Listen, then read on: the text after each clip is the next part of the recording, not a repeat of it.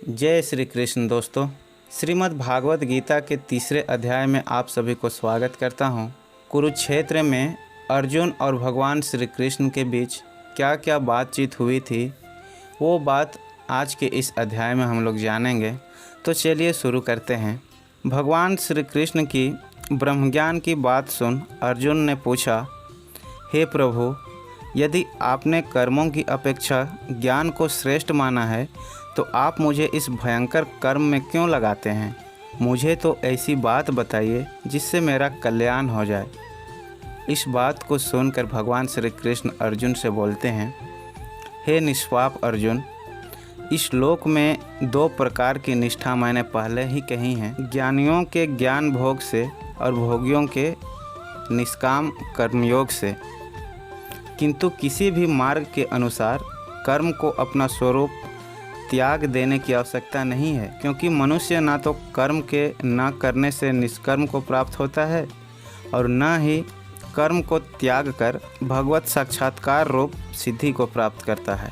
अतः सर्वथा कर्मों का स्वरूप से त्याग भी नहीं हो सकता, क्योंकि पुरुष किसी भी काल में क्षण मात्र भी बिना कर्म किए नहीं रह सकता। निसंदेह सभी पुरुष प्रकृति से उत्पन्न हुए गुणों द्वारा परवश हुए कार्य करते हैं।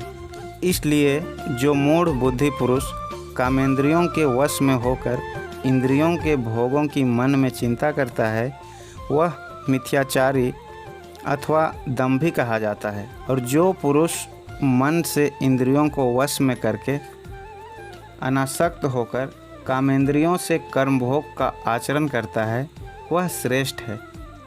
इसलिए तुम शास्त्र विधि द्वारा नियत स्वधर्म रूप कर्म को करो, क्योंकि कर्म को न करने की अपेक्षा कर्म करना श्रेष्ठ है, तथा कर्म न करने से तुम अकर्मण्य कहलाओगे। हे अर्जुन, बंधनों के भय से कर्मों का त्याग करना भी योग्य नहीं है, क्योंकि यज्ञ अर्थात विष्णु जी के निमित्त किए हुए कर्म के अतिरिक्त अन्य कर्म में लगा हुआ मनुष्य कर्मों द्वारा बंधता है। इसलिए मैं तो तुमसे यही कहूँगा कि आसक्ति से रहित इस परमेश्वर के निमित्त भली प्रकार आचरण कर कर्म न करने से तुम पाप के भागी बनोगे।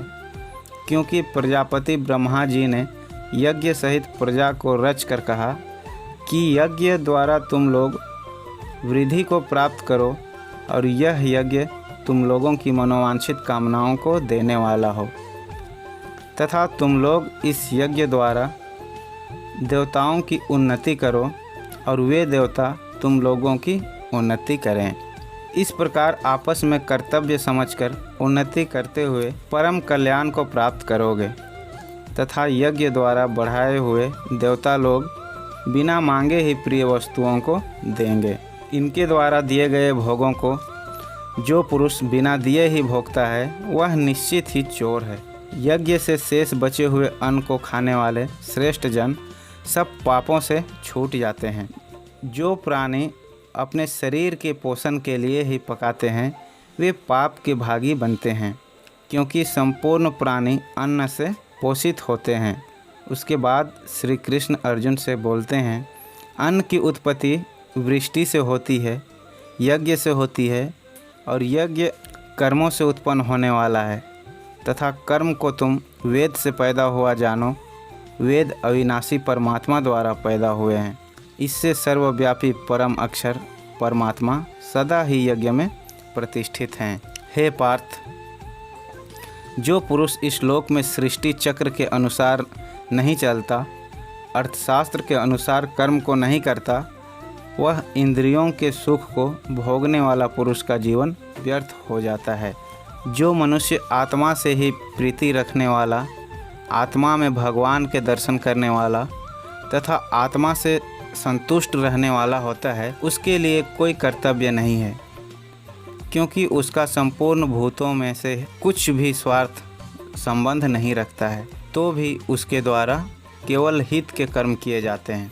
इसलिए तुम अनासक्त होकर निरंतर कर्तव्य कर्म का अच्छी प्रकार से आचरण करो, क्योंकि अनासक्त कर्म करता हुआ मनुष्य परमात्मा को प्राप्त करता है।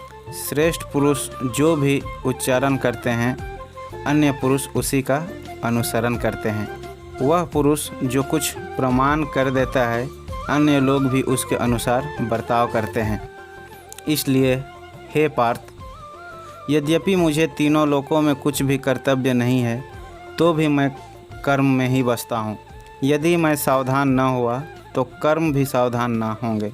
यदि मैं कर्म न करूँ तो सब लोग भ्रष्ट हो जाएंगे।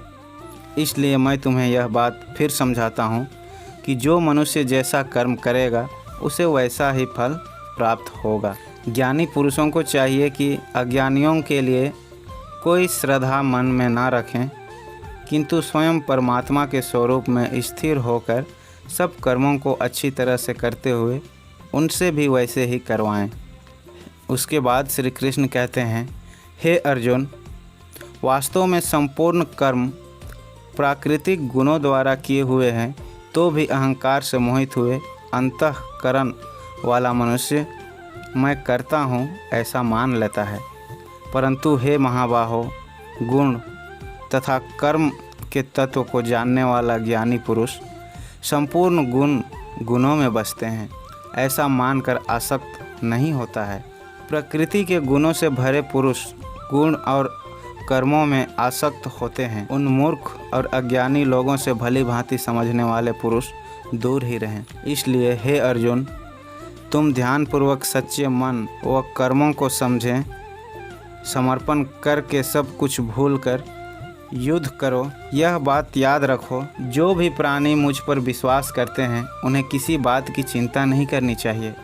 उनकी आत्मा का डर सदा के लिए समाप्त हो जाता है। जो लोग अज्ञानी हैं वही डरते हैं। हर प्राणी अपने मनोवृत्ति के अनुसार ही कर्म करता है। जैसे ज्ञानी अपनी मनोवृत्ति के अनुसार कार्य करता है, ऐसे में किसी की जिद क्या काम करेगी। इसलिए मनुष्य को चाहिए कि वह इंद्रियों के वश में न रहें, अर्थात इंद्रियों के भोग में जो राग और दोष हैं उन दोषों के वश में न हों, क्योंकि ये दोनों ही उसके कल्याण मार्ग में शत्रु हैं। इन दोनों को ही जीत कर धर्म का पालन करें। धर्म के लिए मरना भी कल्याणकारी होता है। अर्जुन ने श्री कृष्ण की मधुर वाणी को सुनकर पूछा कि हे भगवान, फिर यह मनुष्य न चाहते हुए भी पाप क्यों करता है। तब श्री कृष्ण मुस्कुराते हुए कहते हैं, हे अर्जुन, रजोगुण से उत्पन्न हुआ यह काम ही क्रोध है। यह बड़ा पापी है, इसलिए तुम इसे अपना शत्रु मानो। जैसे धुएं से आग और धूल से दर्पण ढक जाता है, वैसे ही उस काम क्रोध से ज्ञान ढक जाता है। इंद्रियां, मन और बुद्धि को अशुद्ध करती है। मनुष्य तो अपने काम जाल में फंसकर उनका शत्रु बन जाता है। इसलिए हे पार्थ, पहले तुम इंद्रियों को अपने वश में करो, ज्ञान के इस सबसे बड़े शत्रु को मार डालो। अपने आप पर विश्वास रखो। यह मत कहना कि मैं इन पर विजय नहीं पा सकता। यह तुम्हारी भूल है। तुम्हें अपने अंदर आत्मशक्ति पैदा करनी होगी। इन इंद्रियों से आगे मन है और बुद्धि से भी अत्यंत परे आत्मा है। इसलिए तुम बुद्धि की शक्ति से आत्मा को वश में करो, अपनी शक्ति को समझो और शत्रु को यम रूप है उसे मार डालो। इतना कहकर भगवान श्री कृष्ण मुस्कुराते हैं और इन्हीं के साथ श्रीमद् भागवत गीता का 3रा अध्याय समाप्त हो जाता है। तो अगले एपिसोड में हम लोग 4था अध्याय देखेंगे। तो दोस्तों, उससे पहले मैं आपको बता दूं कि अभी तक आपने इस चैनल को सब्सक्राइब नहीं किया है तो प्लीज़ सब्सक्राइब कर लीजिए। मिलते हैं अगले एपिसोड में, तब तक के लिए अपना ख्याल रखिएगा। जय श्री कृष्ण।